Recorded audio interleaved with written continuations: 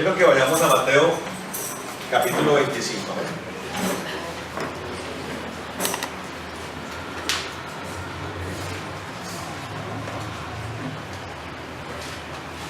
Mateo 25.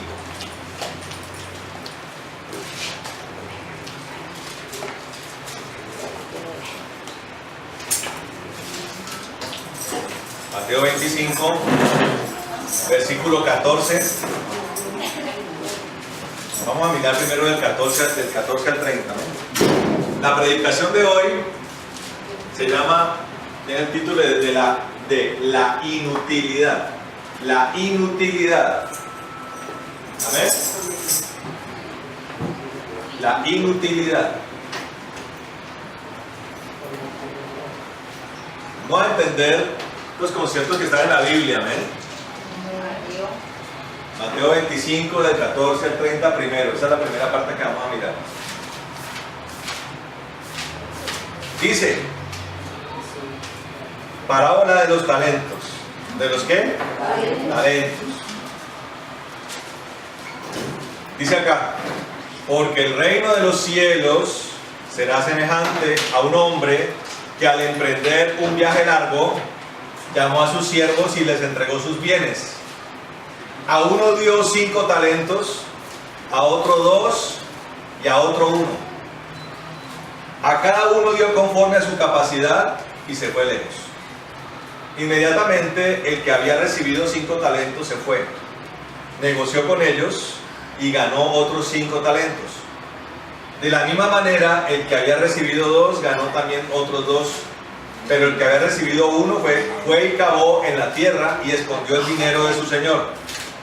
Después de mucho tiempo vino el señor de aquellos siervos y arregló cuentas con ellos. Dígale que está al lado, cuentas. Cuando se presentó el que había recibido 5 talentos, trajo otros 5 talentos y dijo, Señor, me entregaste 5 talentos, he aquí he ganado otros 5 talentos. Su señor le dijo, bien, siervo bueno y fiel. Sobre poco has sido fiel, sobre mucho te pondré. Entra en el gozo de tu señor. Y cuando se presentó el que había recibido 2 talentos, dijo, Señor, me entregaste 2 talentos, he aquí he ganado otros 2 talentos. Su señor le dijo, bien, siervo bueno y fiel, sobre poco has sido fiel, sobre mucho te pondré, entra en el gozo de tu señor. Pero cuando se presentó el que había recibido 1 talento, dijo, Señor, yo te conozco que eres un hombre duro, que cosechas donde no sembraste y recoges donde no esparciste. Y como tuve miedo, fui y escondí tu talento en la tierra. Aquí tienes lo que es tuyo. Su señor respondió y le dijo, siervo malo y perezoso. ¿Siervo malo y qué? Perezoso. ¿Sabías que cosecho donde no sembré y recojo donde no esparcí? Por lo tanto, debías haber entregado mi dinero a los banqueros, y al venir yo habría recibido lo que es mío con los intereses. Por tanto, quitarle el talento y darlo al que tiene 10 talentos, porque a todo el que tiene le será dado, y tendrá en abundancia, pero al que no tiene, aún lo que tiene le será quitado. Al siervo inútil, echadlo en las tinieblas de afuera, allá habrá llanto y crujir de dientes. En otra versión dirá lloro y crujir de dientes. Amén. ¿Qué tal la palabra? ¿Simpática? Hay gente que le parece simpática a la Biblia. Qué lindo, ¿no? Qué palabra. Pero ese concepto de simpática les parece como si fuera algo similar a cualquier otro tipo de texto religioso, como el libro de Buda o el Corán, o lo que los de la nueva era escriben hoy, ¿no? Pura sabiduría que es intrascendente, ¿correcto? Entonces a esa gente le parece simpática la Biblia, pero les parece simpática porque tal vez no la entienden o no la entienden. Y la palabra hay que estudiarla porque uno tiene que identificar los contextos, hermano. Y esta palabra está inmersa en un contexto muy específico. Es un contexto de los últimos tiempos. Por eso dentro de la parábola está la palabra cuentas. Que el Señor va a ¿qué? El Señor que dio los talentos va a ¿qué? A pedir cuentas. Amén. Va a pedir cuentas. Entonces dice la palabra. Amén. Dice la palabra que el reino de los cielos es semejante a un hombre que emprende un largo viaje, ¿sí? Y que entrega sus bienes ¿a quiénes? A sus siervos. Los llama y les entrega sus bienes, correcto. Dice, a uno dio 5 talentos. Amén. Dice otro que a otro le dio 2. Amén. Y que a otro le dio ¿qué? 1. Le dio 5 a uno, le dio 2 a otro y 1 a otro. Dice, cada uno conforme a la capacidad que tenía. Recuerde que la Biblia dice que Dios no va a poner una carga que no podamos resistir, ¿correcto?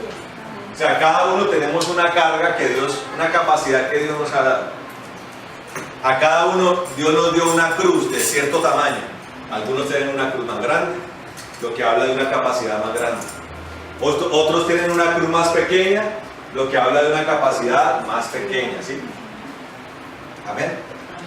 Entonces, supongo que el que tenía 5 talentos, pues tenía una capacidad más grande. El Señor vuelve a rendir cuentas, a ver qué hagan hecho con esos talentos. Ahora, ¿qué es un talento? ¿Qué es un talento? Un talento es, escuche esto, el talento equivalía aproximadamente a 34 kilos de plata y representaba 6.000 dracmas. O sea, una cantidad enorme de dinero, ¿no? Era harto dinero. Ahora imagínense 5 talentos, era mucho dinero, ¿correcto? Entonces, él llega y pregunta, ¿qué hicieron con lo que les di? Amén. ¿Qué hicieron con lo que les di? Entonces, de los 5 talentos le dice, Señor, tú me diste 5 talentos, ya no te entrego los 5, sino que te entrego 5 más, 10 talentos. O sea, tomó esos 5 talentos y los reprodujo, los multiplicó. Amén. Entonces el Señor de los bienes dice, muy bien, siervo fiel, bueno y fiel. ¿Sí? En lo poco has sido fiel, en lo mucho te pondré. Entra en el gozo de tu Señor. Amén. El que tiene 2 talentos dice, Señor, me entregaste 2 talentos, yo te entrego esos y 2 más. Y el Señor le dice, muy bien, siervo bueno y fiel. En lo poco has sido fiel, en lo mucho te pondré. Entra en el gozo de tu Señor. Y llega a donde el que tenía 1 talento, ¿sí? Y le dice, ¿qué has hecho con el talento que te di? No, yo lo escondí. ¿Cómo así que por qué lo escondiste? Eres un hombre perezoso, dice. Eres un hombre perezoso. No, pero ¿cómo iba a utilizarlo? Si tú eres un Dios, tú eres un Señor que recoges donde no sembraste. Imagínense lo que le está diciendo. Le está diciendo, escondí tu talento en la tierra. Dice acá, perdón. Yo te conozco que eres un hombre duro, que cosechas donde no sembraste y recoges donde no esparciste. Cosechas donde no sembraste y recoges donde no esparciste. Ese era el concepto que tenía este hombre respecto al Señor que le dio el talento. Concepto que no tenían los otros dos. Los otros dos sencillamente multiplicaron lo que ese Señor les dio. Este hombre dijo, no, tú eres un hombre duro. Tú eres un Señor duro. Cosechas donde no sembraste y recoges donde no esparciste, dice. Ahí donde le dice perezoso. Si tú sabías que yo cosecho donde no siembro y recojo donde no esparzo, ¿por qué no llevaste ese talento a los banqueros? Que es donde se multiplica el dinero. y me entregabas dividendos. Dice, tomen a este infiel, a este infiel e inútil, y échenlo a las tinieblas de afuera, dice. Allí será lloro y crujir de dientes. Amén. Entonces analicemos las cosas. Las parábolas son un lenguaje sencillo. Un lenguaje sencillo, una enseñanza sencilla que desconcierta a los que se dicen ser sabios. Amén. Los pone y los desconfigura. Tenemos dos opciones en la vida cristiana. La teología, que enseñan en muchos institutos, que tiene que ver más con principios y conceptos griegos que con principios espirituales de Dios, que es donde muchos se preparan y estudian filosofía y una serie de cosas para tratar de ejercer la vida ministerial en Dios. O la teología de Cristo, sencilla, clara,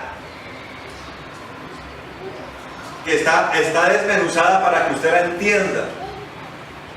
Ese tema de que el que lee la Biblia se vuelve loco, muchos se lo creyeron. Y el mundo está loco precisamente por lo contrario, porque ha excluido la Biblia de su vida. Los principios de Dios, que fue el que creó todas las cosas, están en la Biblia y tenemos que estudiarla. Y el Señor se ha encargado por medio de su lenguaje de hacernoslo entender. Aquí evidentemente en la parábola está muy claro quién es el Señor. ¿Quién es el Señor?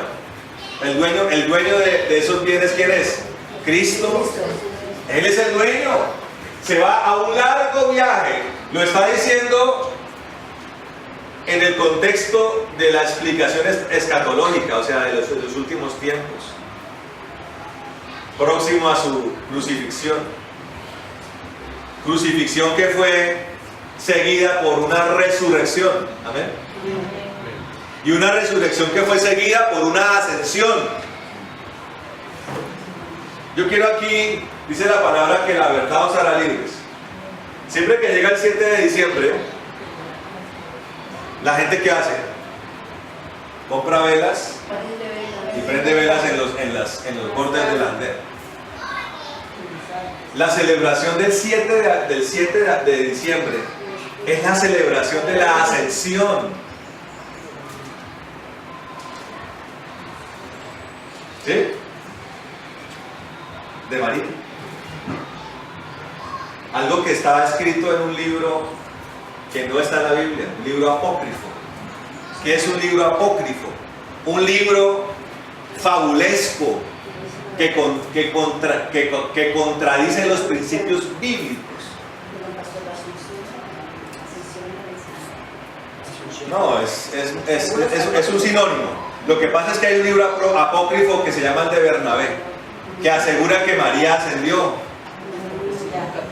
¿Sí me entiende? Prender las velas es hacerle un honor a ese suceso. Mucha gente no lo sabe. Y lo hace en ignorancia, como muchas de las cosas que se hacen. Pero recuerden que la palabra dice que el pueblo pereció por ignorancia y por falta de conocimiento. O sea, la falta de conocimiento a la larga no va a ser una excusa.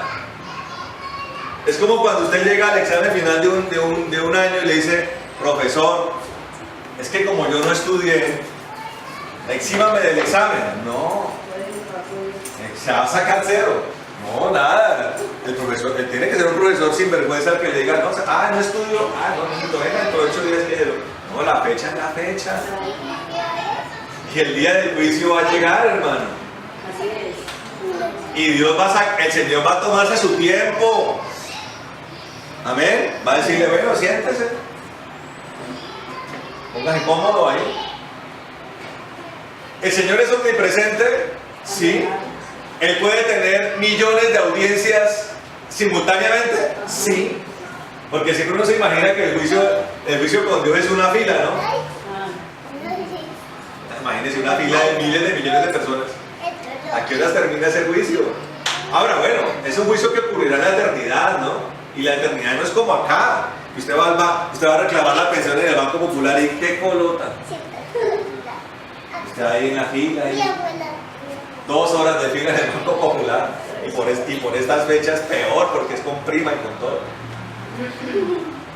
En el cielo, no sé cómo será. Yo creería que puede ser que cada uno tenga una audiencia simultánea con otro. Lo que pasa es que en cada audiencia tiene que haber testigos. Los testigos que van a estar ahí son los ángeles. Ahí los ángeles mirando el juicio del mundo.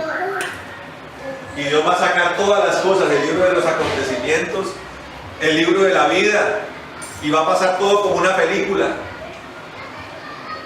Tráiganme el libro de los hechos de fulano de tal. Tráiganme el libro de la vida, va a decir el Señor. Lo primero que va a verificar el Señor es si la persona está en el libro de la vida. A ver, Pérez Pepino. Tú, Pérez Pepino. No está, Señor.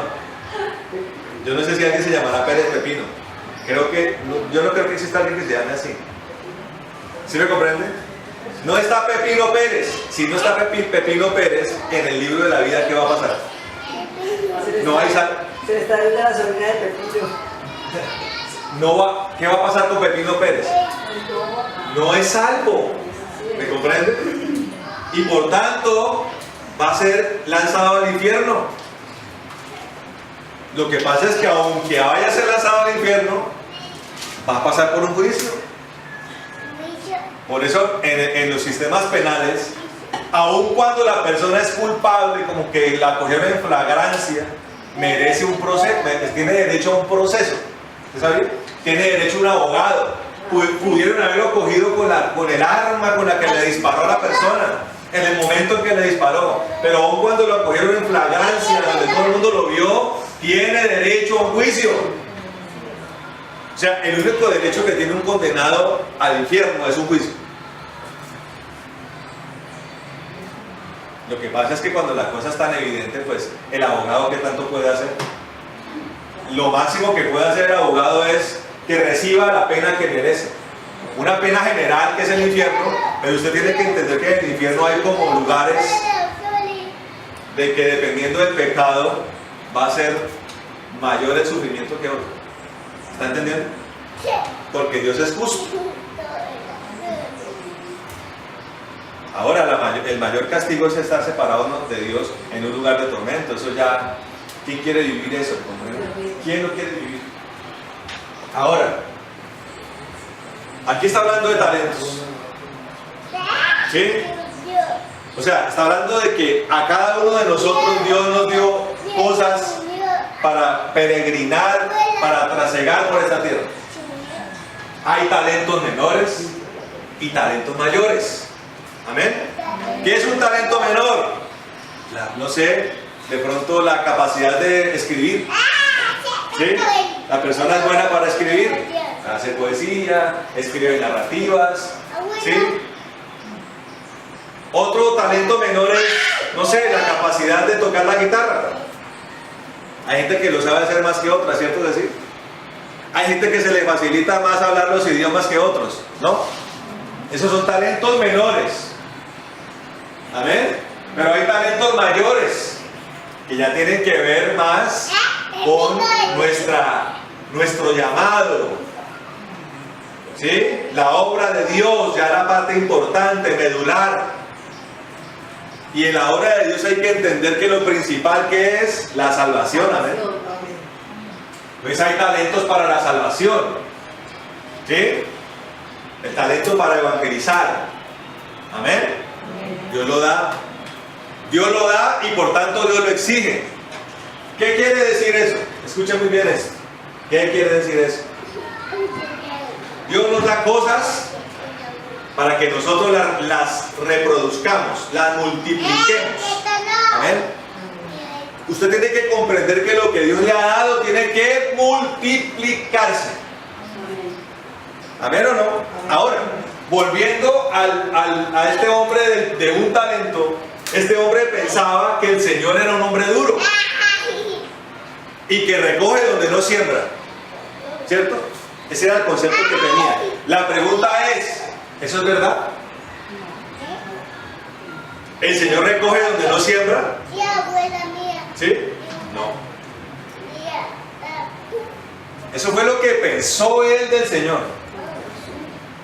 ¿Usted me está entendiendo? Y conforme a lo que pensó, así mismo lo juzgó. Ah, usted piensa eso de mí. Ah, bueno, entonces así mismo lo voy a juzgar. La palabra dice que la vara con la que mides será medido, ¿cierto que sí? Usted es una persona implacable, ¿cómo lo va a juzgar Dios? Implacable. Si usted es una persona implacable, a la hora del juicio, hasta la fuerza lo van a sentar en el banquillo. ¡Pum! Tráiganme a ese implacable. Y los ángeles hacen ¡tac! Lo tiran ahí contra la silla. Porque la palabra se cumple, amén. Y la regla se cumple. El que fue inmisericordia, ¿cómo va a ser el Señor con él? Inmisericordia. Ahora, esa es una regla que se cumple desde la tierra. ¿Usted sabía? Si usted es implacable, hay gente que es implacable con todo el mundo. Implacable con el transeúnte, implacable con el que maneja al lado, implacable con su propia familia, es implacable. Implacable con los hermanos de la iglesia. Hay gente especialista, hermano, en andar viendo la paja en el ojo ajeno. Mírela, sin vergüenza, no le da ni pena. Ni siquiera se ha puesto a pensar por qué pasa, por qué es que esa persona está haciendo eso. Amén. Por ejemplo, doña Marina tiene que comer frutica, ¿no? A veces pasa. Un pastor que no entienda eso dice, ¿qué hace comiendo en la iglesia? No, yo sé que doña Marina tiene que comer a cierta hora, porque por su salud, ¿no? Una recomendación médica. Pero un pastor duro dice, sin vergüenza, en la iglesia no se come. ¿Sí? Se juzga mal. Implacable es ese pastor que hace eso. Ahora, hay pastores que ponen problema con el tema del chicle. Oiga, yo entiendo que hay personas que necesitan, por ejemplo, a mí me pasa a veces, yo necesito meterme algo para masticar, para ayudarme a concentrar. Para no dormirse. Para no dormirse, correcto. Ahora, si la persona hizo debajo de la silla, pues hombre, ¿cómo va a hacer eso en la casa de Dios? Ahora, mastíquelo, pero no lo haga así. ¿Sí me comprende? No, que pueda usted rumiar un poquito el chicle para no dormirse, porque eso lo mantiene a usted como vigilante. Hay gente que no necesita eso. Ahora, si usted trae el chicle bubalú para hacer bombas en la iglesia, por favor, yo le voy a decir que no lo haga, lo sálgase. ¿Sí me entiende? No, ¿me está comprendiendo? Yo lo que quiero decir respecto a esto, como un paréntesis, es que no podemos ser duros en las cosas que no tienen por qué. ¿Amén? Amén. En las cosas que sí tienen por qué, tenemos que ser intolerantes, como lo decíamos el viernes, explicando lo que significaba tolerancia e intolerancia.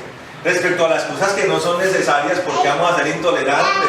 Pero respecto a las cosas que de verdad son un peligro para la salvación, tenemos que serlo.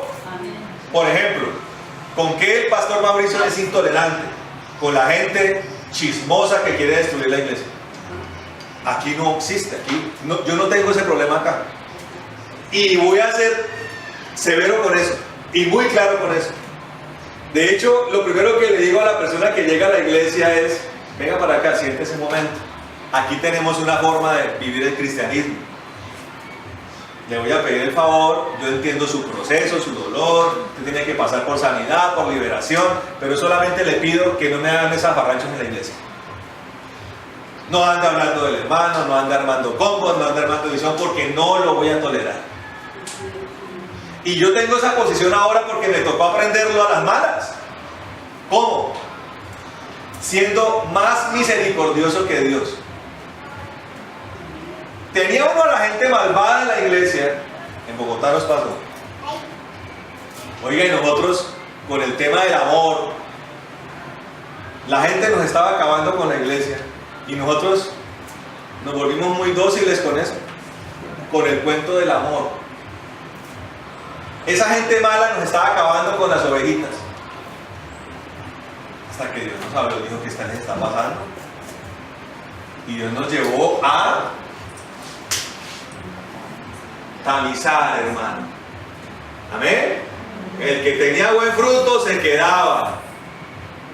Y el que andaba por ahí mordiéndole las paticas a las ovejas tenía que irse. Punto final. Uno aprende eso y uno tiene que, lo que aprendes, ¿para qué es? La tropezada, ¿para qué sirve? Para que si usted sabe que por ahí está el hueco, usted sabe que en ese sendero está el hueco, donde usted se va de bruces, va a pasar por ahí otra vez. No. Amén. No es que nunca nos equivoquemos. La idea es, si nos equivocamos, levantémonos y no repitamos el error. Amén. Entonces, hay unos talentos que son mayores, amén, como el de evangelizar, como el de utilizar las herramientas que Dios nos ha dado para que las almas se salven, amén. Eso es prioritario. Dones de profecía, don de enseñanza. Ahora, el concepto que tenía el hombre de un solo talento era que el Señor era un hombre duro e injusto. Pero realmente el concepto que tenían los otros dos era lo contrario. Por eso les decía: siervos justos y fieles. Ahora, la pregunta que surge a través de esto es: ¿cómo hicieron estos hombres para multiplicar lo que Dios les había dado?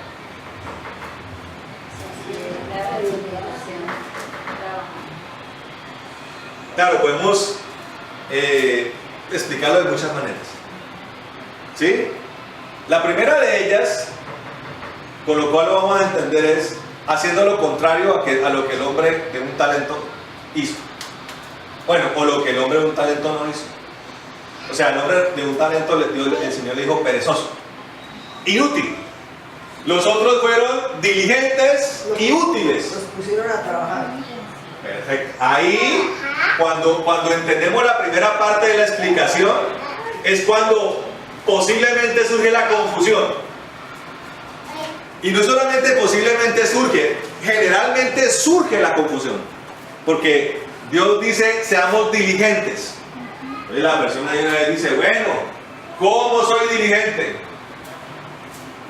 Entonces la gente se reúne, arma un consenso, una reunión, y dice: ¿cómo hacemos para ser diligentes? Lo primero que se le va a ocurrir al ser humano es utilizar su propio conocimiento, su propio concepto de diligencia, su propio concepto de hacer las cosas, de planificarlas y de ponerlas en práctica y de ejecutarlas. Entonces, claro, la gente va y esculca sus antiguos conocimientos. ¿Qué me enseñó la universidad? Claro, en la materia de generación de proyectos aprendí tal y tal cosa. ¿Qué me enseñó el profesor del laboratorio? Que hiciera esto, esto y esto. El método científico que nos habla. ¿Sí? ¿Qué aprendí en el ejército? Que al que madruga, Dios le ayuda. Uno comienza a tomar conceptos, los comienza a armar, uno conforma un armatoste y dice: con esto voy a hacer la obra de Dios. Y comienza, y la gente se esmera. ¿Comienza a ver resultados? Sí. Y tal vez parecen resultados satisfactorios. Satisfactorios a los ojos de los hombres. Pero ante los ojos de Dios, ¿qué tan satisfactorios son? Hay una cosa que a uno le preguntan mucho cuando saben que uno es pastor de una congregación. Lo primero que le preguntan a uno es: ¿cuánta gente hay? ¿Cuántos son? ¿Usted no le ha preguntado? Cuando usted dice que usted hace parte de una congregación llamada Jesús. Bueno, hasta dónde queda la gente lo puede preguntar, pero realmente lo que más se enfocan es ¿cuántos son? Entonces usted dice: no, pues somos como unos 25, 30. Ah, apenas. ¿No le ha pasado eso? ¿Cuál es la visión que tiene la gente de las cosas? Que entre más, entonces sí. ¿Sí me está comprendiendo? Porque tiene la visión de los hombres. Cuando uno utiliza las herramientas del mundo, del conocimiento humano, pues posiblemente arroje resultados conforme a lo humano. Entonces, por ejemplo, viene febrero y el pastor de la iglesia dice: noto muy apática la iglesia. ¿Qué hacemos? Ministerio. Terminé con el ministerio. Entonces por allá alguien levanta la mano y dice: pastor, hagamos un culto del amor y del San Valentín. ¡Oh, qué buena idea!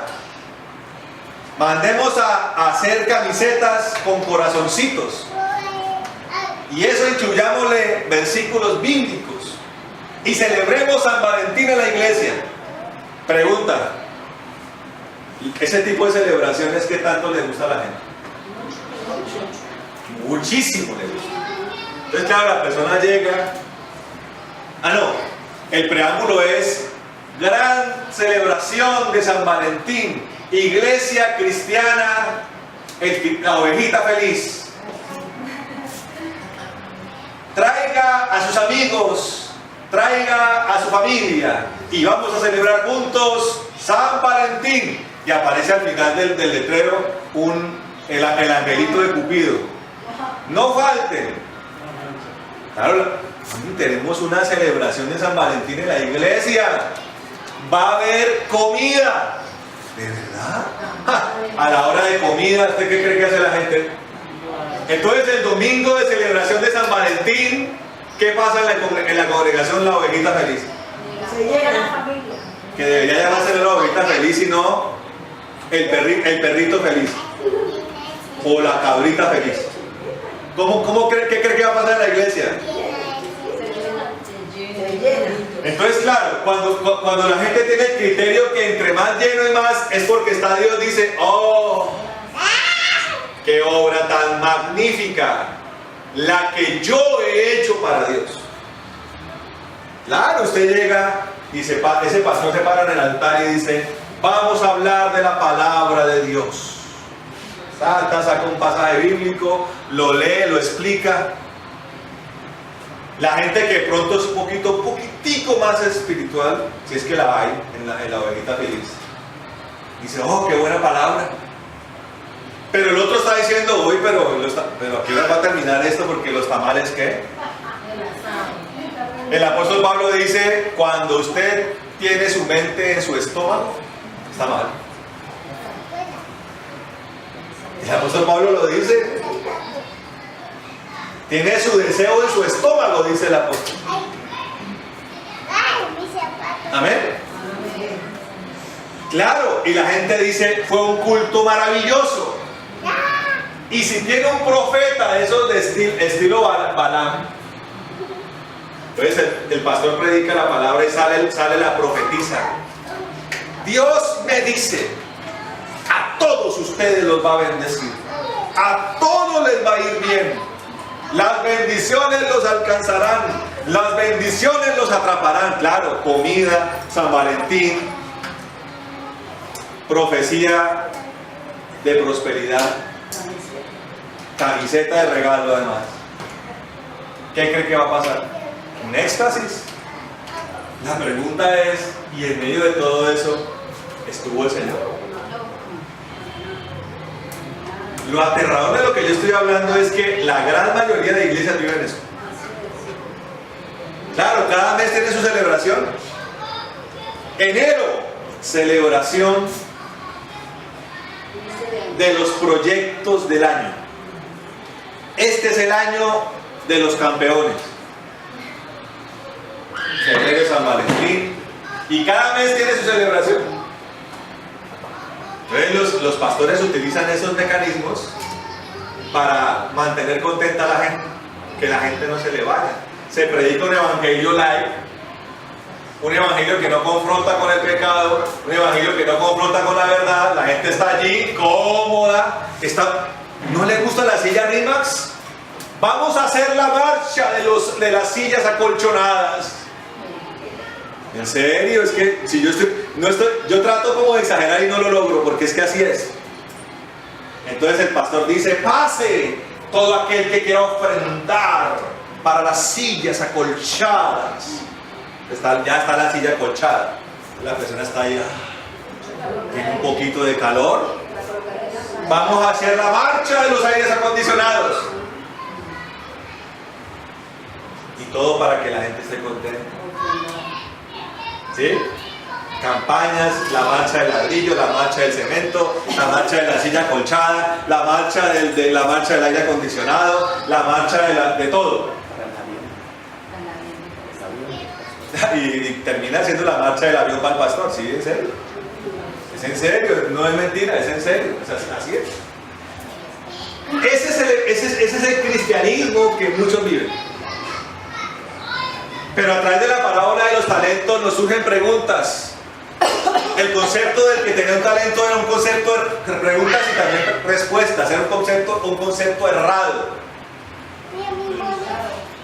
¿Sí? Era un concepto errado. Era una visión injusta de Dios. En cambio los otros eran dos personas que lograron multiplicar sus talentos antes por todo lo contrario, porque tenían una excelente relación con Dios. Amén. Y cuando uno tiene una excelente relación con Dios, uno comprende que no es uno, que no es mi pensamiento, que no es la forma en que yo veo las cosas, que no es el concepto del mundo, no es el concepto de la universidad, no es el concepto del método científico, no es el concepto del trabajo, ni del gestor de proyectos. Es conforme a Dios. Entonces, estos hombres eran útiles porque hacían las cosas conforme a Dios. En cambio, el inútil, al ver su propia incapacidad, no fue capaz de recurrir a la capacidad que Dios sí tiene. Ahora, escuche esto. Hablando de un proyecto grande, si Dios nos dice a nosotros: les voy a dar de Alaska hasta la Patagonia, se los voy a dar a ustedes, ustedes van a conquistar ese continente, ¿usted qué piensa?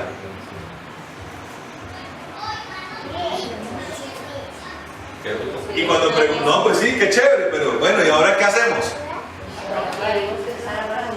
Pero es que, claro, nosotros tenemos un pocotón de conceptos generales. Claro, vamos a conquistar, pero ¿cómo lo vamos a hacer? ¿Qué estrategia vamos a usar? El G10, el G12, el G1000, que son puras visiones de hombres malinterpretadas de la Biblia. El G12 no es bíblico. Es un modelo de crecimiento que tiene una mega iglesia en Colombia. No es bíblico. ¿Y por qué le digo que no es bíblico? Porque los únicos que tuvieron 12 fueron 3 pueblos. Israel tuvo 12 tribus, de los 12 patriarcas. Los 12 príncipes, hijos ¿de qué? De Ismael, el primer hijo de Abraham, que es de donde vinieron los países árabes. Y los 12 apóstoles. Y punto. ¿Y por qué ahora estamos implantando un modelo imperativo como el G12, donde Clemencia tiene que tener sus 12, Ligia tiene que tener sus 12, Oacho tiene que tener sus 12, Luzmila tiene que tener sus 12, y los tiene que tener prontico, a ver, que los trae acá a la iglesia rapidito? Claro, como la gente no sabe, tranquilo, yo le tengo a usted la estrategia. Tome la cartilla de cómo tener sus 12. ¿Usted sabía eso? Eso existe. Correcto. Escuchen muy bien esto porque les quiero explicar esto. Les quiero explicar esto para que entiendan que eso no es de Dios. Primero, eso es algo que tiene un origen en los jesuitas. La compañía de Jesús. Usted tiene que entender que la compañía de Jesús es una esfera élite del catolicismo romano. Ellos fueron los que recrearon ese modelo de crecimiento que tiene mucho que ver con el multinivel, un crecimiento piramidal, empresarial, cuyo objetivo principal es multiplicación financiera con el mínimo esfuerzo. Ellos, esto está demostrado por personas que han hablado con uno, los jesuitas invadieron la iglesia cristiana. ¿Usted sabía eso? Se infiltraron, laminaron e implantaron el G12 en la iglesia cristiana. En otros lugares se llaman G10.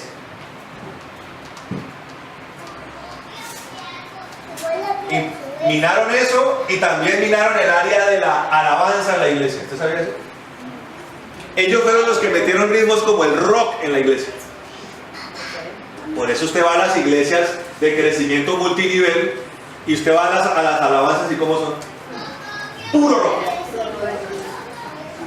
Pero principalmente rock.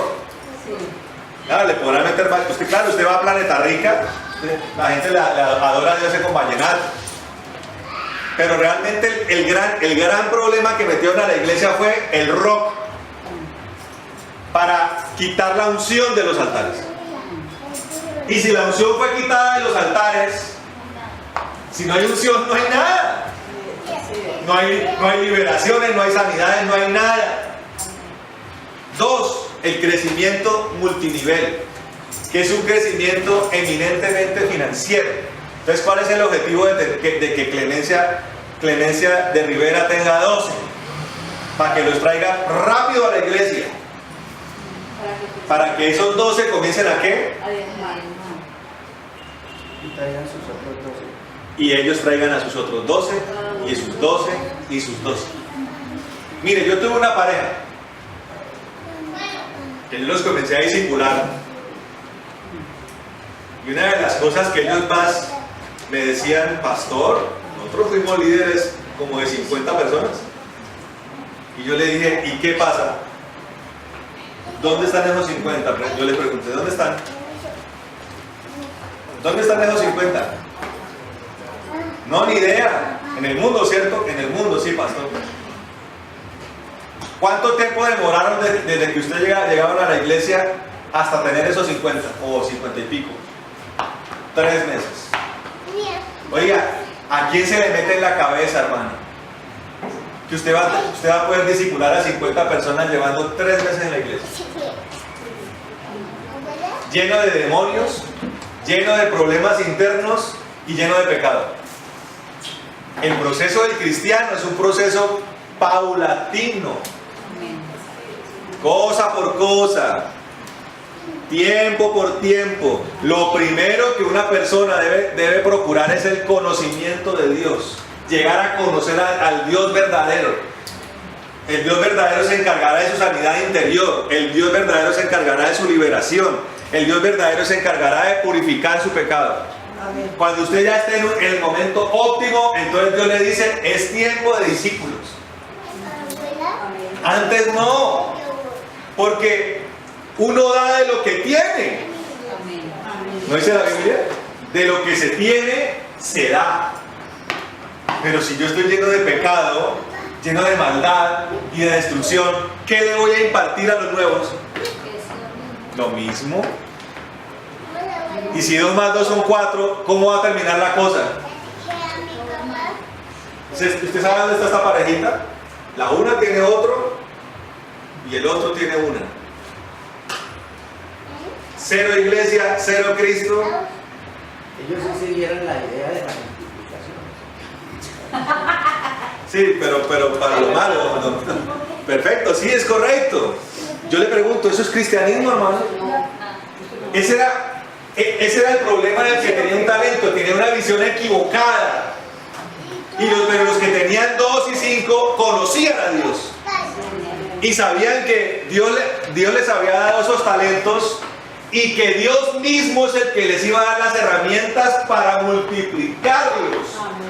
Ahora, la herramienta principal, hermano, escucha esto, la herramienta principal para el crecimiento en Cristo es el Espíritu Santo.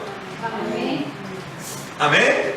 Por eso la primera estrategia, cuando Dios da una visión, a varios de ustedes Dios les ha dado una visión, ¿sí o no? Al que no la tiene clara, ¿qué es lo que tiene que procurar? Que Dios pedírsela o que Dios se la aclare. Cuando ya Dios se la aclare, usted dice, mire Dios, tú quieres hacer esto conmigo. Este es el plan tuyo conmigo. El plan general que Dios nos ha dado es conquistar un continente y algunas naciones de la tierra. Amén.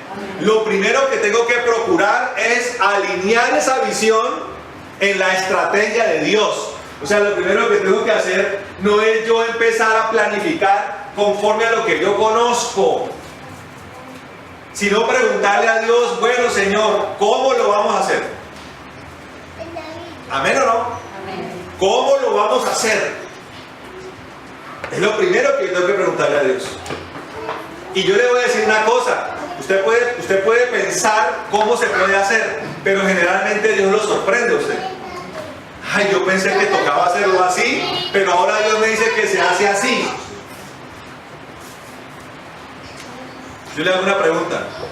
Cuando Moisés muere, ¿qué tan clara estaba la visión de Josué? De lo que tenía que hacer. Estaba muy clara. Josué sabía que Dios le iba a entregar la tierra de Canaán. Y que él era la cabeza de una conquista que Dios ya había otorgado. Pero el problema fue que Josué recibió esa visión cuando no era líder. Claro, uno allá en la sombra de Moisés. Es que Moisés es el que hace. Él es el que sube al monte Horeb. Él es el que habla con Dios. Entonces, yo confío en que él traiga la solución. Pero cuando Moisés muere, Josué dice, ¿y ahora qué voy a hacer? Ahora, él tenía una forma de ver las cosas. Él era un guerrero que había peleado ya batallas en el desierto. Entonces, claro, seguramente él dijo, bueno, aquí tocará echar espada. Pero como yo conozco a Dios, yo necesito que Dios me hable y me diga cómo tengo que hacer las cosas. Claro, él posiblemente hubiera podido pensar, bueno, conformemos un ejército, infantería, caballería, gente con arco, gente con lanza, armas de asedio, catapultas. Eso es lo que generalmente se hace en una batalla, ¿cierto? Cuando usted va a asediar una ciudad, tiene que romper muros, romper atalayas y asediarla hasta lograr entrar, romper las puertas. Ahora, pregunta, ¿ese fue el plan de Dios? No.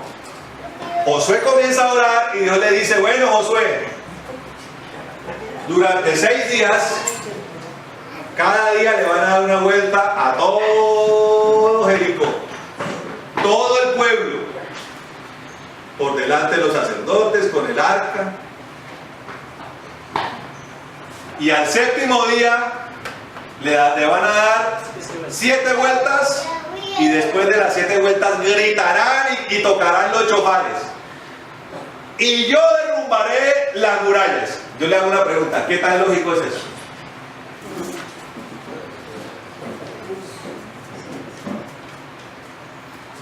Ahora, ¿por qué nos ponemos tan lógicos cuando Dios nos manda a hacer algo? Entonces, la gente quiere evangelizar y comienza a desempolvar lo que otros han escrito. Evangelismo nuclear, evangelismo atómico. Aquí están los 7 pasos del evangelismo. 7 pasos previos y un 8º paso explosivo. Plan A, plan B, plan C. Algunos dirán, hay que evangelizar con chocolatico y almojábana. Mire, si usted va a evangelizar con chocolatico y almojábana, créame que la gente va por el chocolatico y la almojábana. Digo porque yo lo he vivido. o por el tamal, o por el pan con café con leche. La regla general para todo lo que Dios hace es, en este tiempo, es Espíritu Santo. Amén. Lo primero que tenemos que cerciorarnos es que el Espíritu Santo está con nosotros. Amén. Amén. Si Él está con nosotros, entonces vamos en ganancia. La cosa va bien. Ahora, Dios ante los hombres fue ilógico. Cuando Josué va y cuenta, Josué era un hombre de fe, ¿sí o no? Pero cuando va y le cuenta a los otros, bueno, ¿y qué es lo que vamos a hacer hoy? Todo el mundo tratando de, vamos a ir contra Jericó. No, muchachos, hoy es una vuelta alrededor de la ciudad. ¿Cómo así? Pero como Josué era tan tremendo, la gente le hacía caso. Era un guerrero tremendo. Entonces todo el mundo una vuelta. Una ciudad, diga usted, de unos 120.000, 130.000, que era más o menos lo que Jericó tenía en ese tiempo. Era una ciudad grande. Bueno, usted calcule que dale una vuelta a Pitalito. Terminar de darle la vuelta y decirle, bueno, ¿y ahora qué? Váyanse a dormir. ¿Cómo así? ¿Cómo así? Mañana seguimos. ¿Y hoy qué hay que hacer? Otra vuelta. ¿Y ahora qué? Váyanse a dormir. Tercer día igual, cuarto día igual, quinto día igual, sexto día igual. Y al séptimo dijo, hoy es diferente, hoy sí vamos a entrar con espada. No, vamos a darle siete vueltas. Oiga, ¿usted cómo cree que quedó el pueblo después de 7 vueltas? Al entorno de Jericó. Ya, tengo sed, haciendo mucho sol,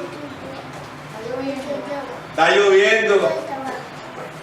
La gente estaba allá ahí y en ese momento Dios les dijo, griten a todo pulmón y toquen chofares. La gente gritó, tocaron los chofares, vino un temblor y ¡prum! Se cayeron los muros de Jericó. Usted me va a preguntarme, ¿y por qué Dios utilizó esa estrategia? ¿Quiere que le diga? No tengo ni idea. Eso no tiene una explicación lógica. No tiene una... Claro, habrá algunos que tomarán el número 7 y el número 6 y... No, eso no tiene una explicación lógica. Yo lo que tengo que entender respecto a esto es que Dios quiere destruir la concepción humana de hacer las cosas. Dios está convocando a que le creamos, a que seamos obedientes. Eso es lo más importante. Amén. Y hacer las cosas, por muy locas que parezcan, hacer las cosas conforme a Dios. Ahora escuche esto.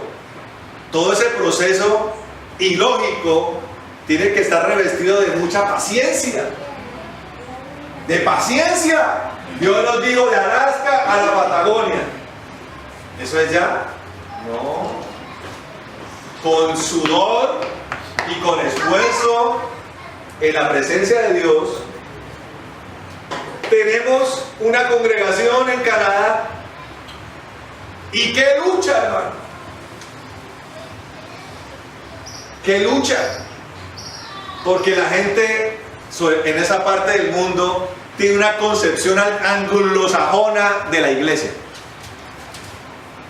donde lo importante es lo estructural, ¿sí? La parte física, llámese por normas, por leyes. Lo que procura el hombre es lo estructural, ¿sí? Las leyes humanas delinean unos parámetros para que así sean las iglesias bajo el dominio político. Yo le voy a decir una cosa. Un día, por una o por otra razón, tendremos que desprendernos de esos lineamientos. Sí, claro. Sí, como las iglesias clandestinas. A eso iba. Como las iglesias clandestinas, por ejemplo, las iglesias de las cortinas de hierro. Claro, el gobierno soviético no era que cerrara las iglesias, sino que le decía a los pastores, les decía, bueno, aquí se va a predicar lo que nosotros digamos.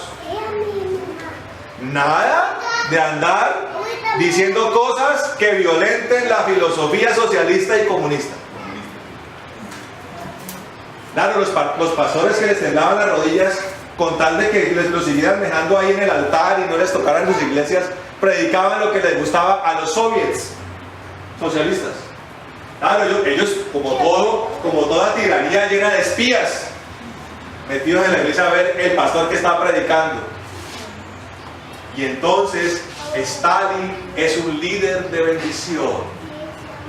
Bendigamos todos a Stalin. Vamos a orar por ese gran líder.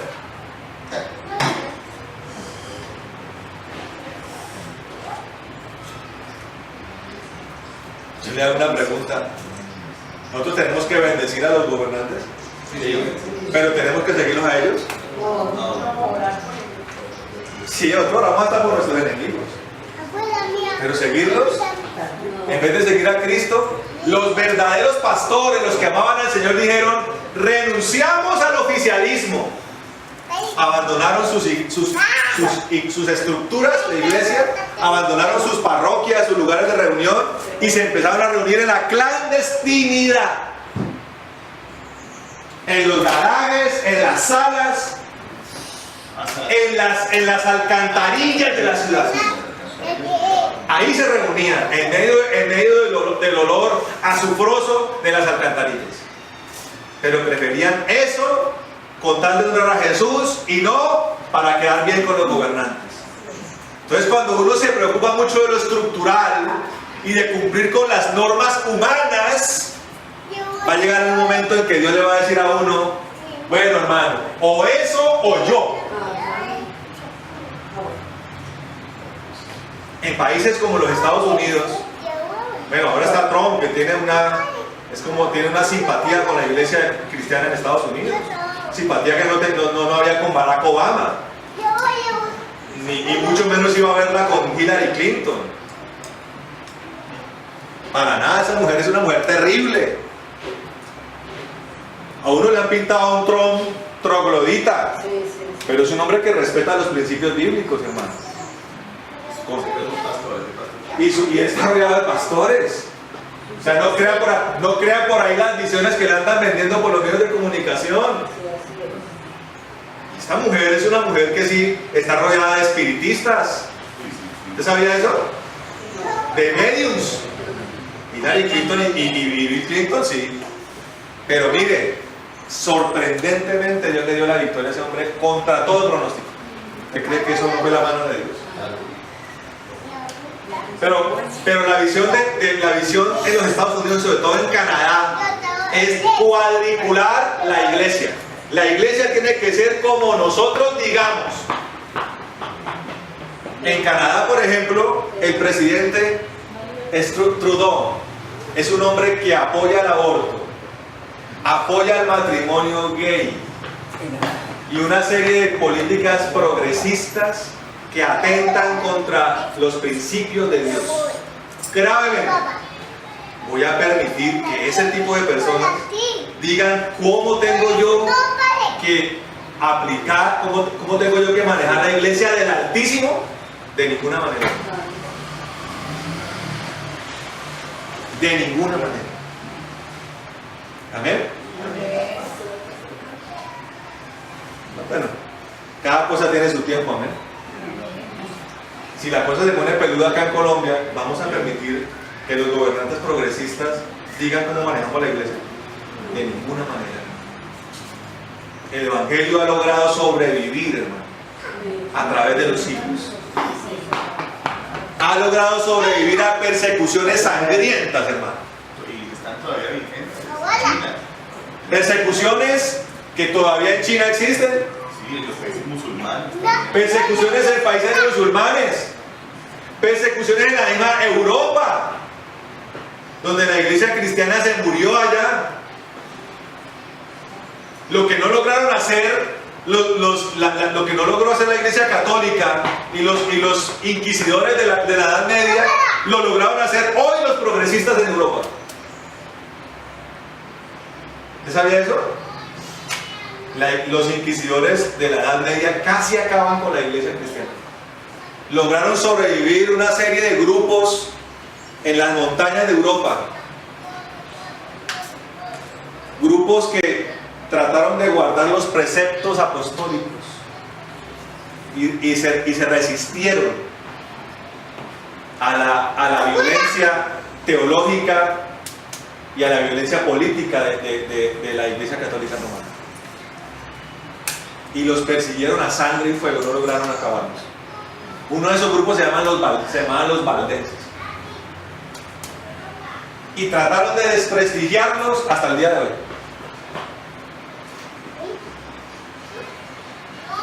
Pero ellos fueron el eslabón que unió la edad antigua con la revolución de Lutero, el protestantismo, la reforma, que fue lo que preservó el cristianismo en Europa. ¿Cómo le parece? Después vino el Imperio Soviético, un imperio por naturaleza ateo, pero que le permitió a algunos predicar en las congregaciones públicamente con tal de que alabaran las políticas soviéticas. Pero los que amaban realmente a Cristo lo hacían en la clandestinidad. Hoy en Colombia tenemos una libertad para predicar el Evangelio, pero no sabemos qué pueda pasar de aquí en adelante, hermano. Nosotros seguimos orando, pero solamente Dios sabe lo que la iglesia en Colombia tiene que vivir más adelante. Y nosotros tenemos que estar preparados para ser determinados en seguir haciendo lo que Dios nos manda. Y para eso es clave entender estos pasajes bíblicos. El siervo inútil era un siervo que no conocía a Dios. Tenía un concepto errado de su Señor. Los otros sí lo conocían. Y por eso con gusto hicieron la obra. Utilizaron los talentos que les había dado y los pusieron a que se multiplicaran. Ahora, la pregunta es, ¿qué talentos tiene usted, mi querido hermano? ¿Qué dones? ¿Qué capacidades? ¿Qué llamado Dios le ha dado? Si lo tiene, como mínimo debe tener uno. Yo le recomiendo que se sumerja en la presencia de Dios y comience a preguntarle, Señor, ¿cómo debo hacer las cosas?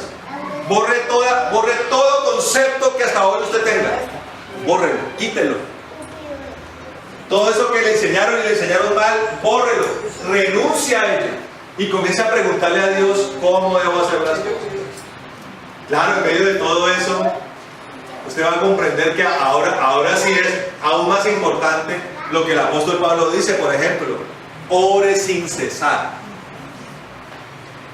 Orar sin cesar es una búsqueda permanente de la dirección de Dios, hermano. ¿Qué debo hacer acá? ¿Qué debo hacer acá? ¿Qué debo hacer allá? Un siervo de Dios tiene que preguntarle al Señor qué debo predicar, cómo lo debo hacer, a quién se lo debo hablar. Amén. ¿Cómo tengo que manejar mi casa, mi familia? Si el lugar donde estoy, Dios me quiere. Si lo que estoy haciendo es lo que Dios quiere que yo haga. ¿Cuándo se cumple cada tiempo? Amén. Porque la vida en Cristo son tiempos también. Momentos, procesos. Cerrado un proceso, hay que iniciar otro. Terminado ese, hay que iniciar otro. Y para todo ello, necesitamos tener una comunión con el Espíritu Santo. Amén. Para que cuando el Señor venga, nosotros le podamos decir, Señor, tú me entregaste esto, ahora yo te tengo esto, más esto. ¿Quién le da un aplauso al Señor?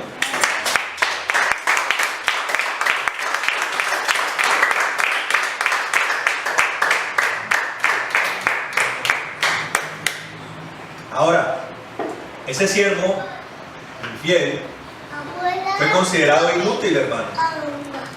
Y fue considerado inútil porque no tuvo la diligencia que Dios le había demandado. ¿Amén? No la tuvo. Y fue inútil por cuanto no hizo lo que Dios le mandó. Ese es el primer concepto de inutilidad que usted tiene hoy que entender. Es inútil el que no hace lo que Dios le manda hacer.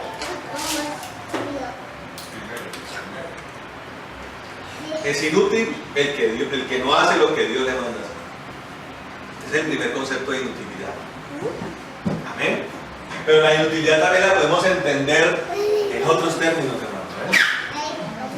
Quiero que vayamos a Lucas, capítulo 17.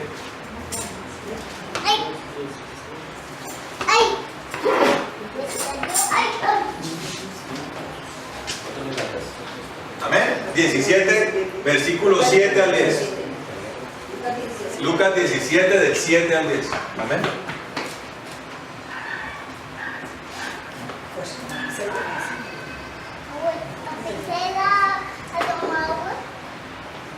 Lo otro es un poquito más obvio, ¿no? Usted va a tener que comprenderlo aún mejor.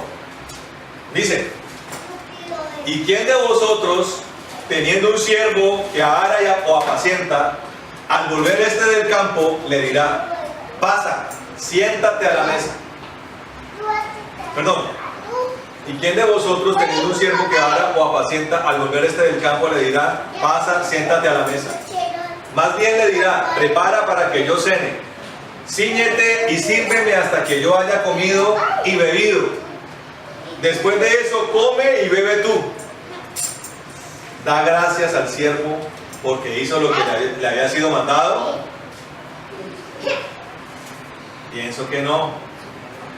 Así también vosotros, cuando hayáis hecho todo lo que se os ha mandado, decid: siervos inútiles somos, porque solo hicimos lo que debíamos hacer.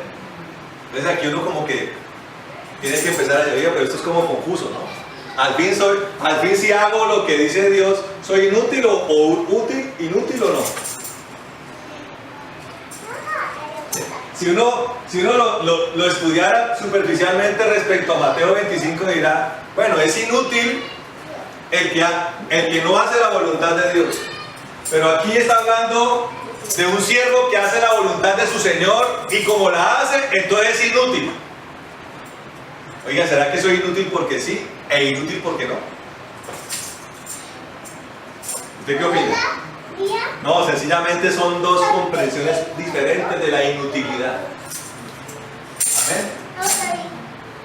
El primero es inútil por cuanto no hace lo que Dios le dijo. El segundo es inútil conforme a su propia fuerza, a su propia concepción. Nosotros no debemos ser inútiles en lo que Dios nos manda. Nosotros debemos ser inútiles en lo que nosotros creemos que podemos hacer. ¿Me está entendiendo? En su propia fuerza, en su propia concepción, en sus propios preceptos, usted tiene que considerarse un inútil. Pero conforme a lo que Dios dice, usted debe ser útil. Amén. Yo no sé si me está entendiendo. ¿Qué quiero decir? ¿Qué quiere decir esto? ¿Por qué somos inútiles si hacemos lo que el Señor nos manda? Porque ¿quién es el útil? Él. ¿Quién es el útil? Dios. ¿Quién es el que tiene la fuerza? Dios. ¿Quién es el que dice: lleve mi yugo sobre mí, porque mi yugo es fácil y ligera mi carga? Dios. Amén. El primer pasaje habla de una inutilidad, de la inutilidad del que no le hace caso a Dios. Y esta es una inutilidad respecto a lo que ese hombre puede hacer. Pero analicemos esto, porque aquí nos da unas características de la forma en que nosotros debemos conocer a Dios. Habla de un siervo que ordena. Yo le hago una pregunta a usted: ¿en qué momento? Yo le hago una pregunta. Aquí Dios, aquí de los que están acá, ¿a quién le ha hablado Dios? Que usted diga: me habló. ¿En qué momento, en medio de todo eso que Dios le ha dicho, Dios le ha pedido el favor? Yo le pregunto: ¿Dios pide favor? No. No, porque le dice a uno: haz esto, que vayas al lado, hagas esto, ¿Le manda bien? ¿No le manda bien? ¿Se me está entendiendo? Pero a eso voy, que uno dice: ¿pero cómo así? ¿Dios no pide favores? No. Él simplemente dice. Amén. Es una forma en la que nosotros vamos conociendo al Señor Jesucristo. Porque la gente quiere conocer al Señor Jesucristo conforme a las filosofías humanas y a las formas de conducta. Yo por eso les he enseñado mucho y les he evidenciado la palabra, como si uno comparara al Señor, la forma en que el Señor Jesús obraba, conforme a lo que las normas de conducta dicen en la sociedad, el Señor violentaría un pocotón de esas normas. Pero es que las normas de conducta de los hombres son simple maquillaje, hermano. Son simples formas en la que la gente utiliza para sentirse buena. Les voy a poner un ejemplo. Oiga, ¿qué tan corruptos son los congresistas? ¿Usted qué opina?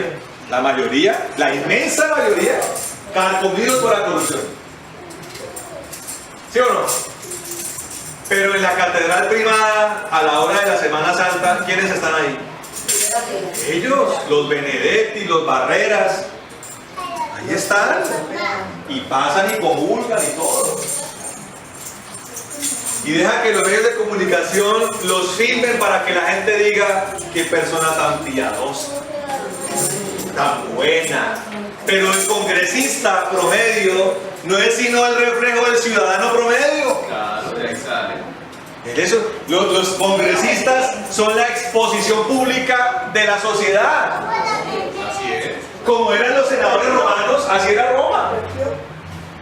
Así era Roma era fornicaria, Roma le gustaban las orgías, al romano promedio le gustaba eso, beber vino, comer, vomitar, volver a comer. Había homosexualidad por todas partes. Y como era el senado romano, pues así también. Así también. ¿Y a quién se encomendaban los senadores romanos? A los dioses romanos. ¿Por qué? Igual que los ciudadanos romanos. Entonces la gente tiene normas de conducta para supuestamente expiar sus culpas. Yo le digo una cosa: el Señor no es forma, el Señor es fondo. Amén. ¿Qué es lo más rico del hueso? ¿La parte de afuera o el tuétano? El que le gusta chupar el tuétano, el hueso, ¿qué hace? Lo rompe, ¿no? A mí me gusta hacer eso. ¡Ah, qué rico!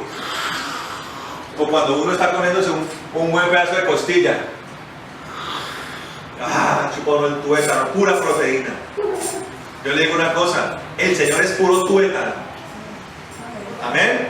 No importa si satisface nuestros conceptos de las normas y de las formas de conducta.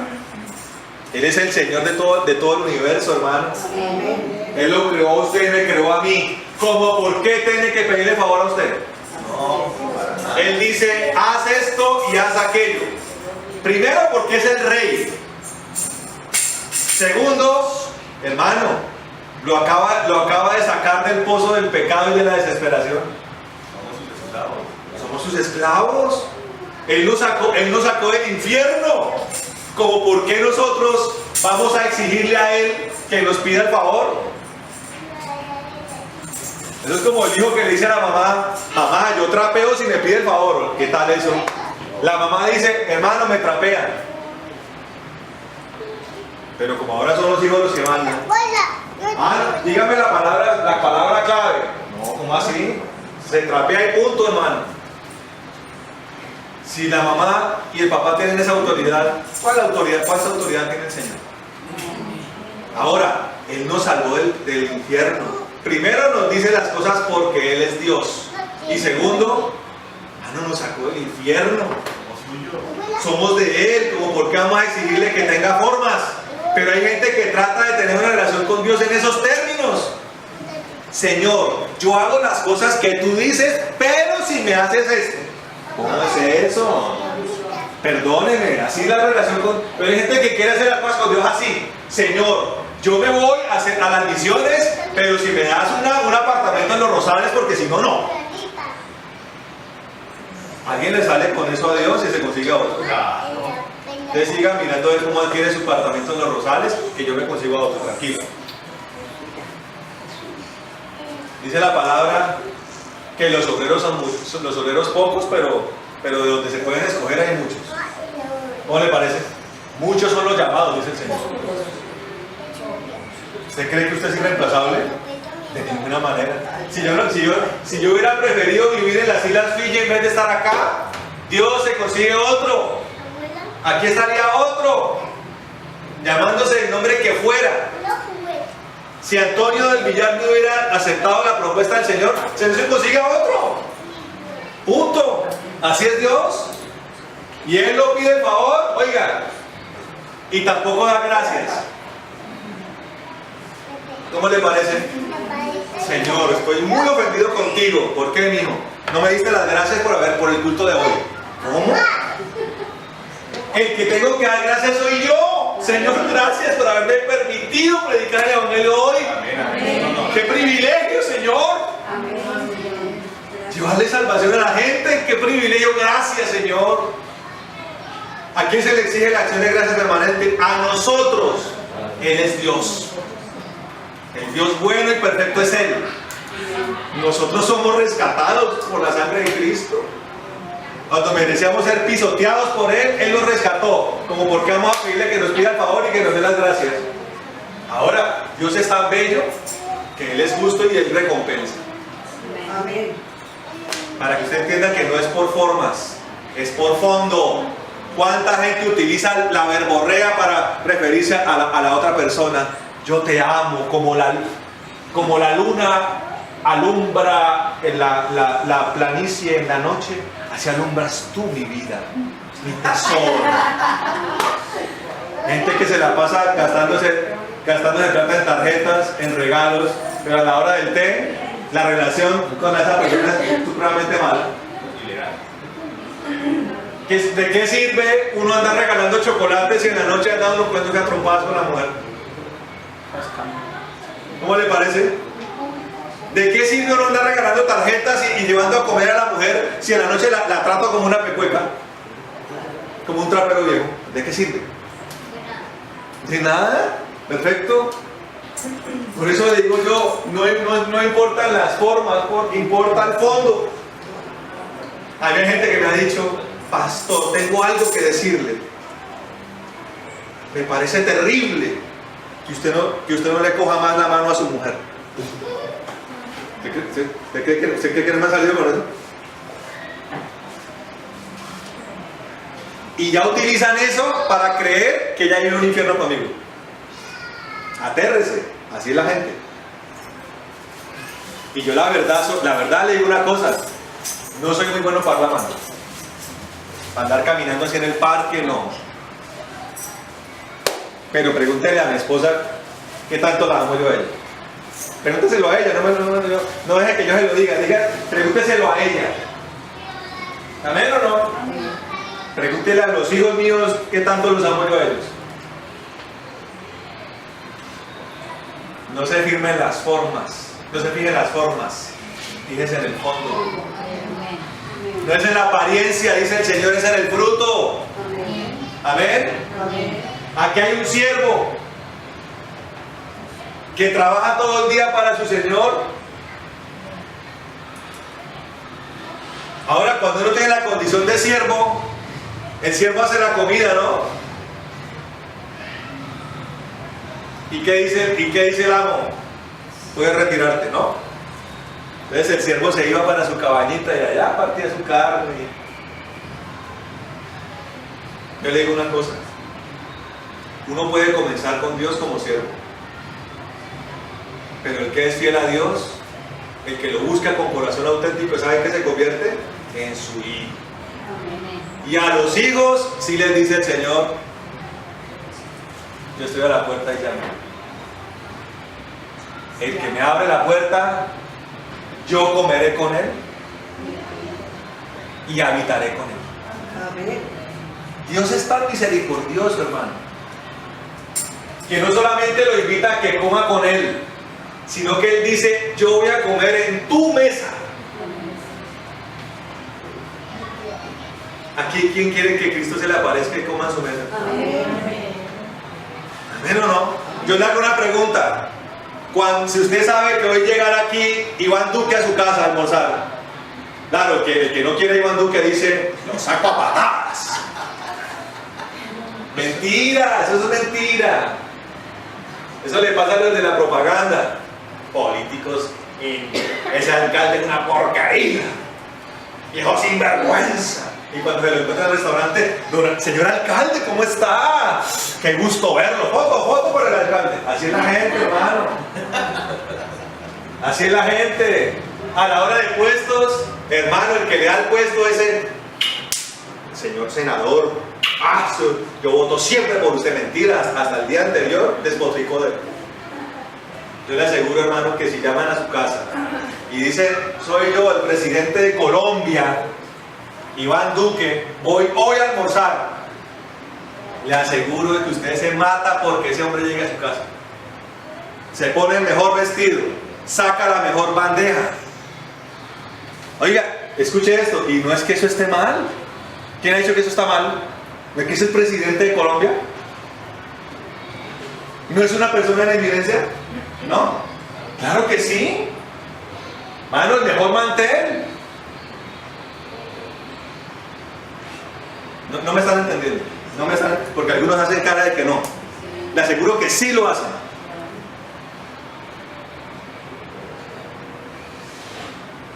Sí lo hacen porque eso es lo que uno generalmente hace. Y segundo, eso es lo que uno debería hacer.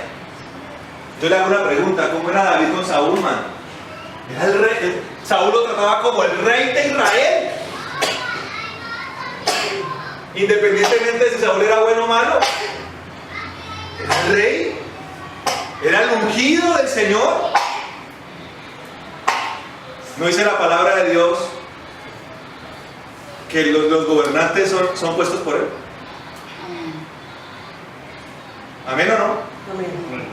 Ahora, si nosotros nos vamos a desvelar para recibir al presidente de Colombia, no lo vamos a hacer para recibir al Señor de los señores. La pregunta que yo hago es, y usted, se la responde usted en su corazón: ¿su casa hoy está habilitada para que el Señor Jesús coma en su mesa? Eso se responde a usted en su corazón. Yo pregunto otra vez: si el Señor llegara hoy a su casa, cada uno sabrá si la tiene o no. Usted tiene su casa lista para que el Señor de los señores coma en su mesa. Respóndase usted en su corazón. Algunos sí la tendrán lista, pero le aseguro que otros no la tienen lista. Porque se va a comenzar a mirar a ver si la casa es digna para que él coma allí. Si la mesa está preparada para que él coma allí. Si yo estoy preparado para que él coma conmigo. El siervo se queda por fuera, pero el hijo queda ¿dónde? Adentro de la casa. ¿Amén o no? Amén. Cuando Elías llegó a la casa de la viuda,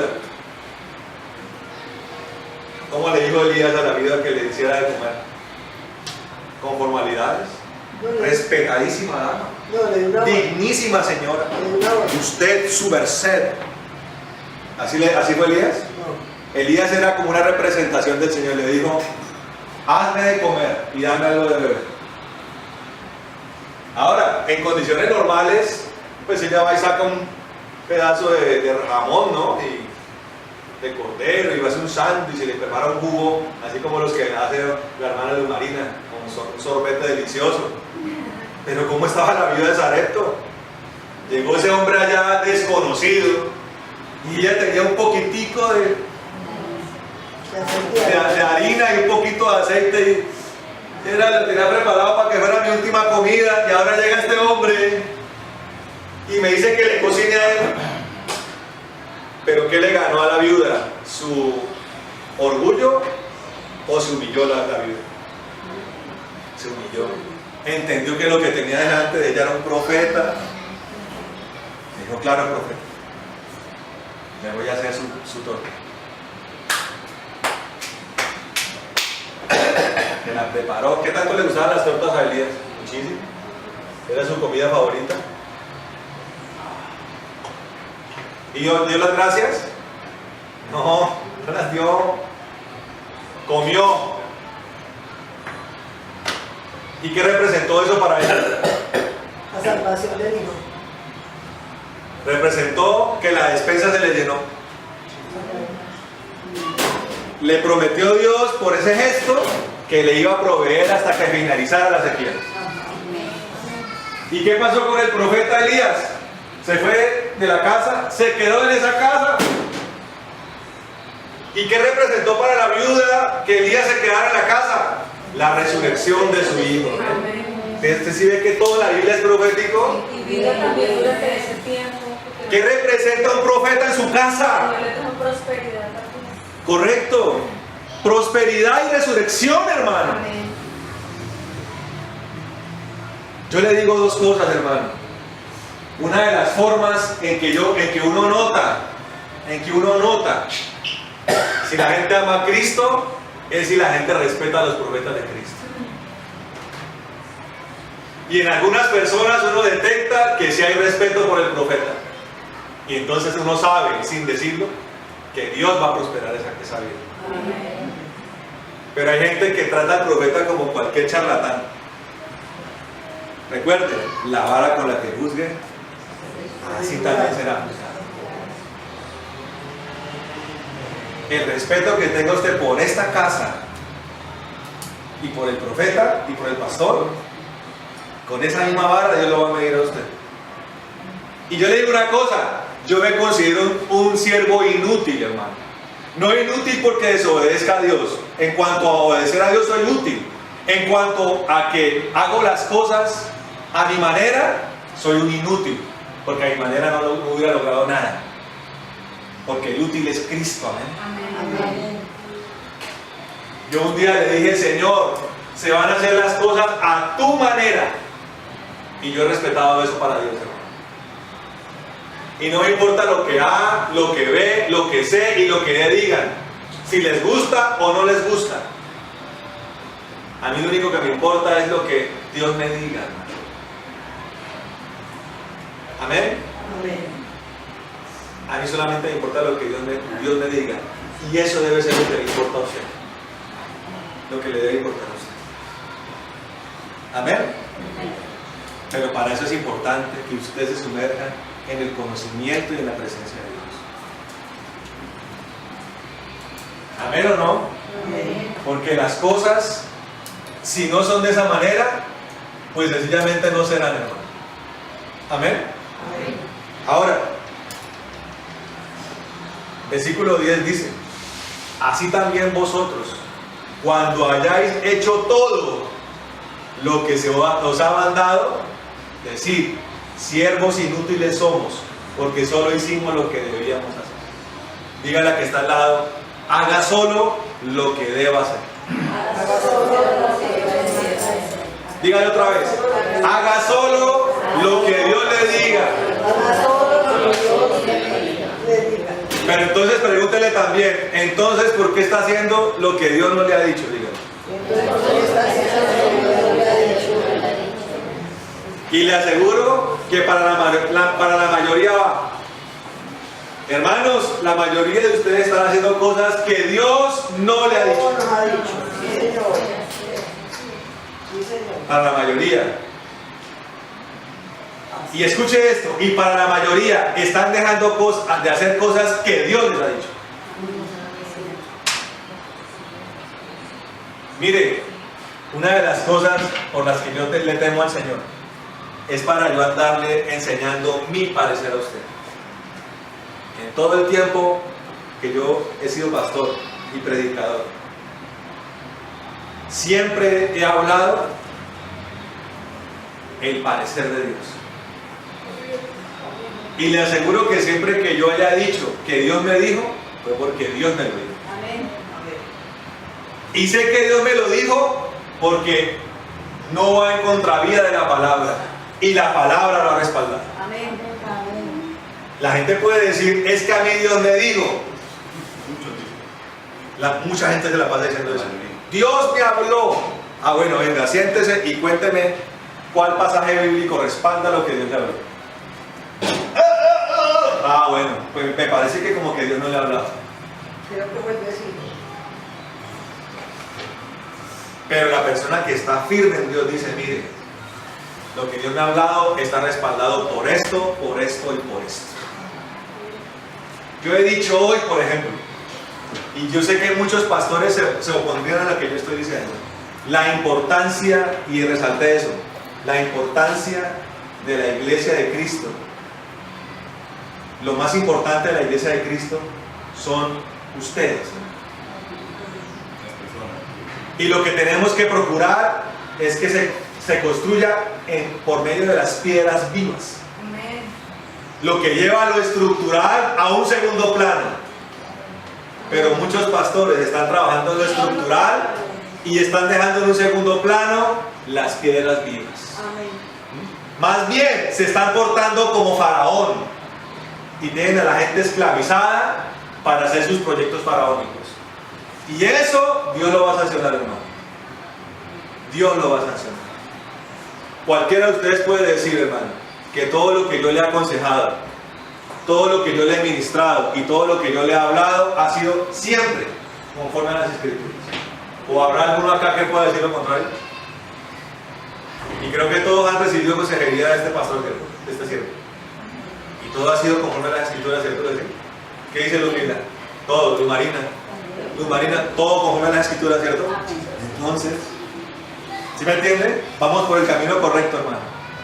Ahora dígale a que está al lado, bueno, a sacudir los talentos. Porque talentos hay. Talentos hay.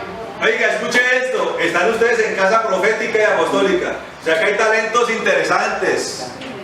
Don de lenguas, palabra de profecía, palabra de sabiduría, don de ciencia. ¿Usted cree que son poquitas cosas? Oiga, ¿quién los tiene? Si los tiene, desempólvelos. Si no los tiene, el apóstol Pablo dice, puede pedirlos. Dígale que está al lado, puede pedirlos. Dígale otra vez, puede pedirlos. Pero tienen que tener lo más importante: el Espíritu Santo y el amor de Dios en ustedes. Den un aplauso al Señor. Amén.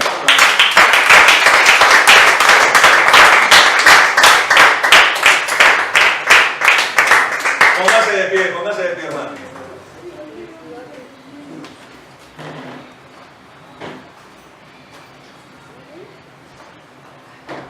Vamos a orar.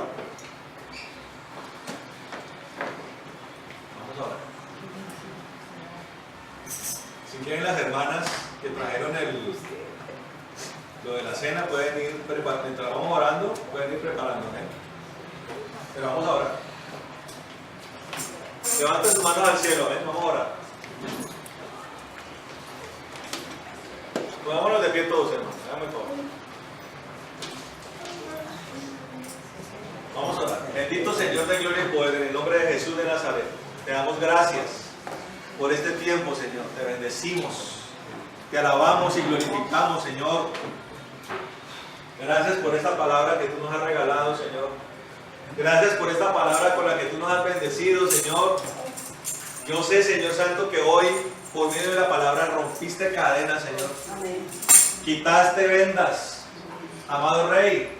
Señor, renovaste conocimiento, entendimiento renovado, Señor maravilloso. Amado Dios, trajiste convencimiento de pecado, de justicia y de juicio, Señor maravilloso. Yo te pido, Señor, por una absoluta libertad de este pueblo, Señor.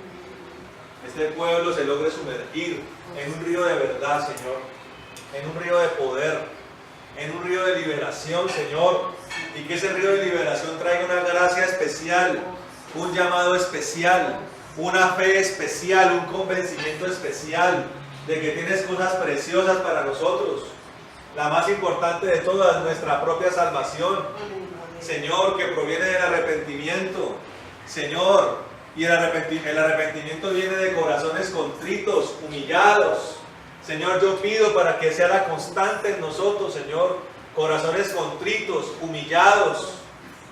Señor maravilloso, personas rendidas a ti, Señor, que quieran hacer tu voluntad, que quieran ser tus adoradores, que quieran ser maravillosos tus intercesores, que quieran ser tus siervos, no conforme a los criterios de los hombres, Señor, no conforme a los criterios humanos, no conforme a filosofías, no conforme a dogmas, ni a corrientes espirituales, Señor, sino conforme a la verdad de la palabra, conforme al gobierno del Espíritu Santo, Señor, al imperio de la gloria de Dios en medio de nosotros. Repita conmigo, hermano, Padre mío. Repita fuerte, Padre mío. En el nombre de Jesús. Yo te pido perdón por haber hecho lo que a mí me parecía. Te pido perdón, Señor, por haber rechazado tu palabra en muchos momentos y haber hecho las cosas como yo creía que se hacían. Pero ahora yo renuncio a esa forma de hacer las cosas. Y te pido, Señor, que seas tú el que me guíe, el que me diga cómo tengo que hacerlas. Revélamelo en la palabra. Háblamelo en lo secreto. Háblamelo en la adoración. Háblamelo caminando contigo. Yo quiero caminar contigo. Quiero andar contigo cada momento. Desde el amanecer hasta el anochecer. Y quiero hacer solo lo que te agrada a ti, Señor.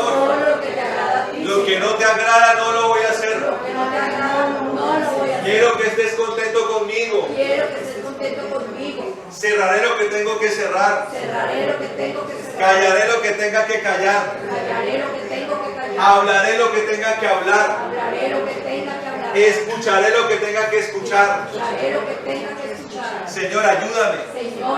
Envía tu Espíritu Santo con gran fuerza para dominar mi mente, para dominar mi cuerpo, para dominar mi espíritu, para dominar mi alma. Ayúdame, Señor, a ser libre de los temores. Permíteme conocerte de manera real, de manera verdadera, para no pensar de ti lo que no es, para no hacerme una idea equivocada de mi Señor Jesús, y conocerte tal como eres, poderoso, glorioso, perfecto, bueno, misericordioso, y conforme a esto pueda yo hacer las cosas que me has mandado por amor a ti, con agrado, con pasión, con determinación, con obediencia, ser obediente a ti en cada detalle. Si me dices una cosa para hacerla, así la voy a hacer. Si me dices que no hagas una cosa, que no haga una cosa, no la voy a hacer, Señor. Quiero agradarte a ti. Ayúdame a vencer el temor por los hombres. Ayúdame a vencer el afán por mi reputación. Ayúdame, Señor, a ser como tú, a tener un amor verdadero, a tener tu esencia, a amar al Padre, a buscar siempre tu luz, tu guianza, a ir por tu camino. Ayúdame, Señor, socórreme, defiéndeme, sáname. Señor, ven siempre en mi auxilio, en el nombre de Jesús. Señor, muéstrame mi llamado, muéstrame qué quieres hacer conmigo. Revélame mi cruz y revélame tu cruz para poder hacer tu santa voluntad, en el nombre de Jesús. Amén. Voy a seguir orando por usted. El Señor de la gloria, bendito Dios, te doy gracias por este pueblo. Yo te pido, Señor, que tú sigas demoliendo todo lo que no es tuyo, Señor. Derrumbando todo argumento, derrumbando toda estructura antigua, Señor. Destruyendo toda cadena, destruyendo, Señor, toda venda, quemándola, Señor, toda venda. Señor, liberando a mis hermanos, Señor. Señor, libéralos de la iniquidad, Señor, libéralos de todo aquello que los gobierna o que trata de sobrepasarlos. Ayúdalos para que solamente seas tú el que los domine, Señor, para que ellos contigo puedan doblegar la carne, puedan andar en el Espíritu, puedan ser como tú, Señor, instrumentos de bondad, de benignidad, de bendición, en el nombre de Jesucristo, Señor maravilloso. y puedan tener victoria en todas las áreas, Señor, en todas las áreas, en el nombre de Jesucristo. Que estén en Cristo Jesús, maravilloso Dios, que todo les sea renovado, que todo les sea hecho nuevo, que prosperen en todo como sus almas prosperan, que prosperen sus hogares, que prosperen ellos y su descendencia, en el nombre de Jesús. Amén y amén. Vamos a orar por sanidades, amén. Señor, en el nombre de Jesús de Nazaret, ponga su mano derecha donde está enfermo. En el nombre de Jesús de Nazaret, Señor, ahora mismo invocamos tu poder de sanidad en este lugar, Señor. Y donde está puesta la mano derecha, Señor, allí mismo, Señor, haya sanidad en esta hora, en el nombre de Jesús. Sanidad sobre tu siervo Antonio, sanidad sobre tu pueblo, sanidad sobre cada mujer, sanidad sobre cada varón, sanidad sobre cada joven, sobre cada niño.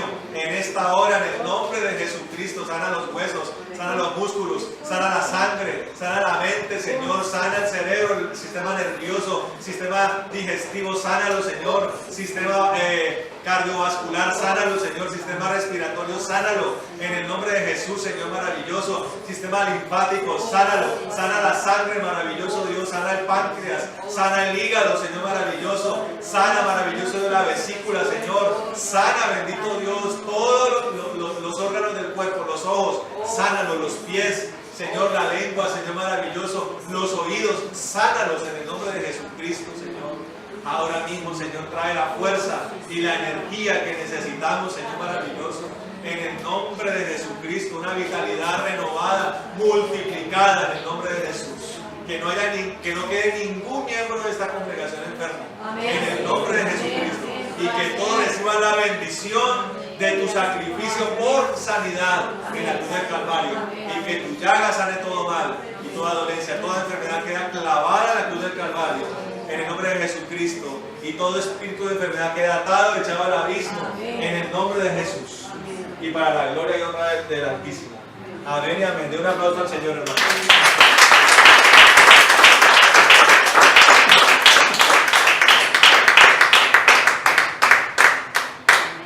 Todo momento asiento, ¿eh?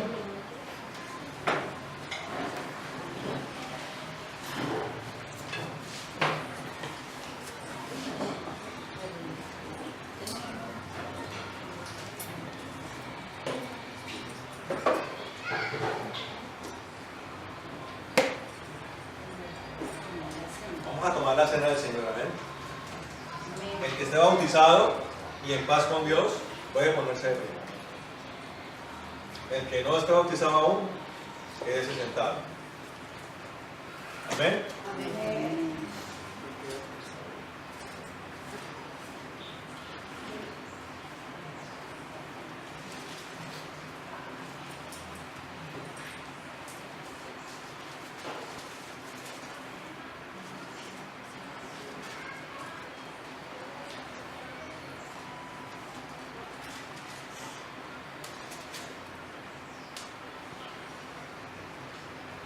Dice la palabra del Señor: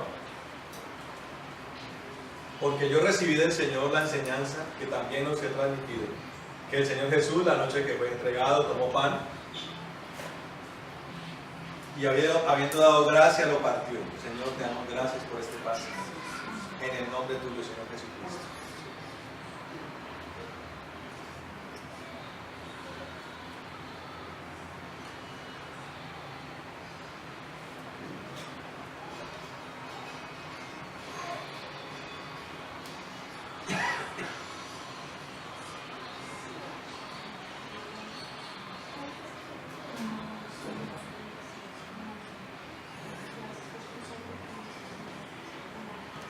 Y dijo: tomad y comed, esto es mi cuerpo que por vosotros es partido, haced esto en memoria de mí. Asimismo también la copa después de haber cenado, y dijo: esta copa es el nuevo pacto en mi sangre, haced esto todas las veces que la bebáis en memoria de mí.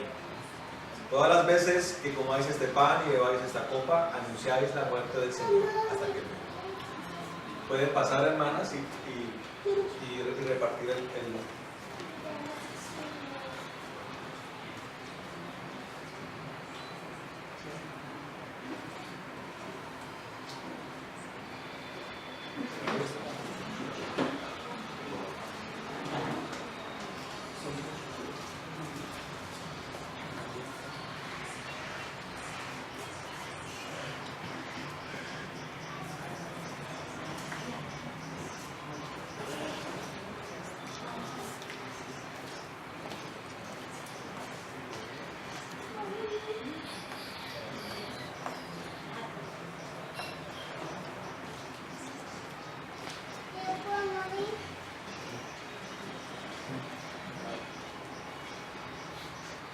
Señor amado, en el nombre de Jesús de Nazaret, te damos gracias por este tiempo, Señor, por este privilegio de compartir con mis hermanos el pan y el fruto de la vid, Señor.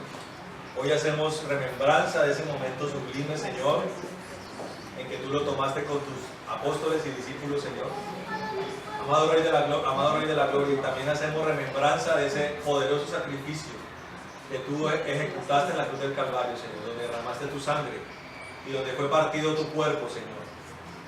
Amado Dios, y hoy tomamos esta cena, Señor, agradeciendo ese momento sublime, Señor maravilloso. Y también, Señor maravilloso, recordando el poderoso momento de tu resurrección, Señor.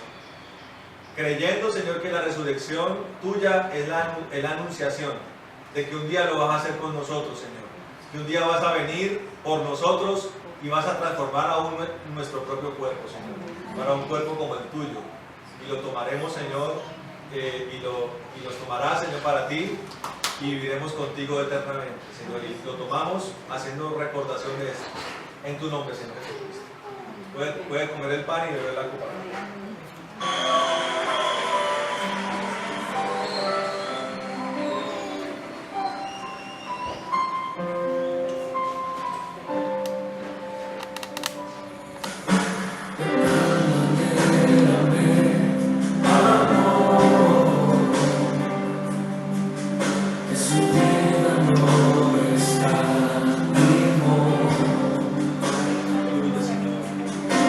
Hasta el final, el ser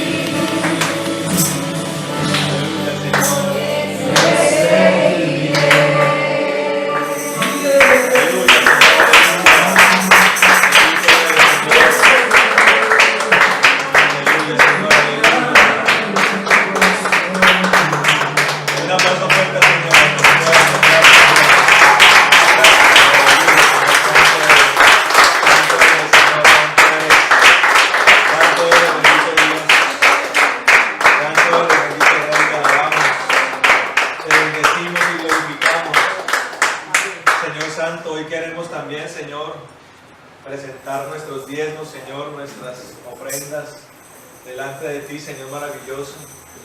Señor, con generosidad, con reconocimiento, Señor, si necesitan sobre, hermano, levanta la mano. En el nombre de Jesús venimos nosotros con disposición, Señor, de corazón, Señor. Tu palabra dice, Señor maravilloso, que te honremos a ti con nuestros bienes, Señor, con nuestras ofrendas, con nuestros diezmos y primicias, Señor Santo. En el nombre de Jesús, tu palabra también dice, Señor maravilloso, que el que siembra con abundancia también cosechará, Señor. Pero el que siembra con escasez, escasamente cosechará, Señor. En el nombre de Jesús. Ya sabe por familias, hermano. Si está por ahí alguien solito, reúnase con él, adóptelo. Amén. Bueno, vamos a orar, hermano. Vamos a orar. Amén.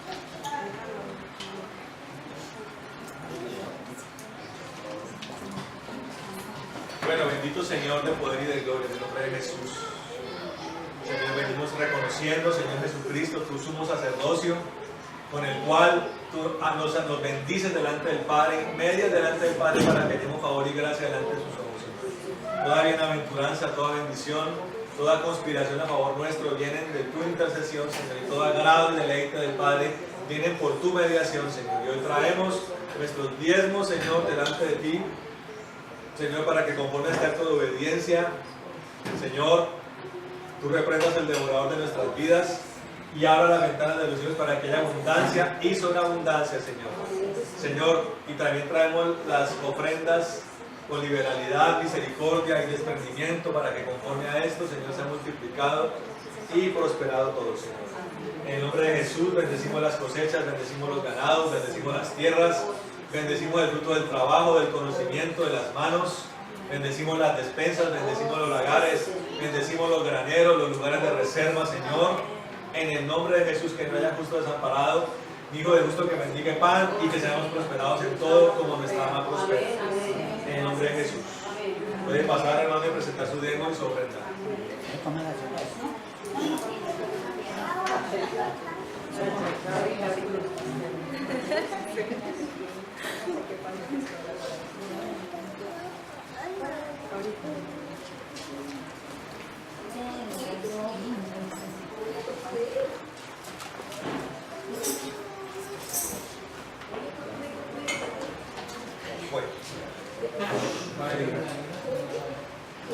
Bueno, nos vamos, hermano.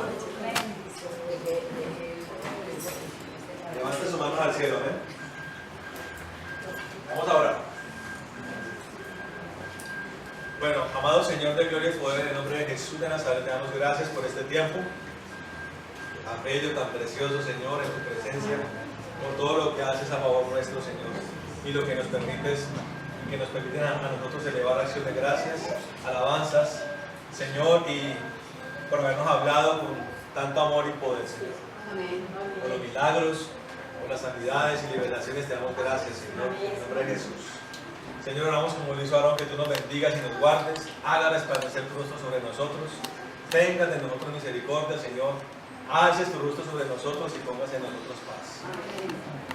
Derrama tu sangre poderosa, Señor, inúndanos con el fuego de tu espíritu.